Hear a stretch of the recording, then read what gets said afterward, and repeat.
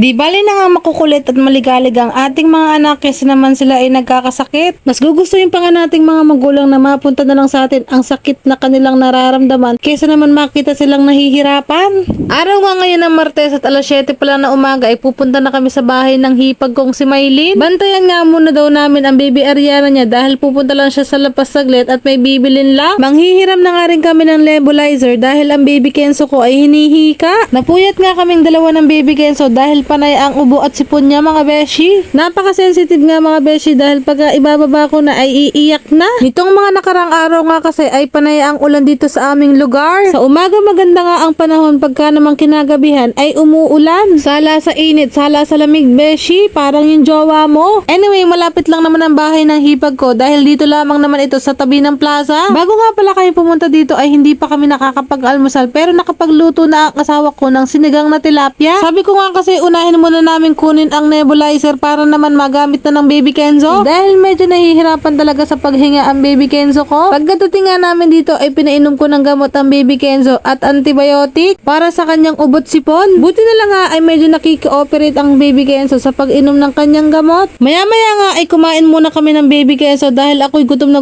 talaga mga beshi. Umuwi na nga lang si Papa at nagdala ng ulam dito para daw hindi na kami uuwi ng bahay pa. Bumili na nga rin siya ng pampausok na gagamitin mamaya sa nebulizer niya. Tinatry ko nga din pakainin ang baby Kenzo pero talagang ayaw niyang kumain mga beshi. Hinayaan ko na nga lang siya at ako na lang ang kumain at sinubuan ko na lang ang Kuya Kyle. Wala nga palang pasok ang Kuya Kyle ngayon at dahil may sakit ang kanilang teacher. Maya-maya nga ay inumpisahan ng nebulizer ang baby Kenzo. Akala nga niya nung una ay laro-laruan lang ito mga beshi. Hindi nga niya nagamit ito ng maayos dahil binabalibag lamang niya ito mga beshi. Hindi na nga namin ipinilit dahil mamaya na lang siguro pag siya ay natutulog na lang. At habang voice over ko nga to ay alas 9 na ng gabi mga beshi. Mahimbing na nga po ang tulog ng baby Kenzo ngayon at sana mamaya ay hindi na siya mamuya. At nawa po Lord pagising niya kinabukasan ay magbuti na ang kanyang pakiramdam. Hanggang dito na lang nga muna mga beshi. Maraming salamat sa panonood at sa pagsuporta. God bless us all. Mwah! Mwah!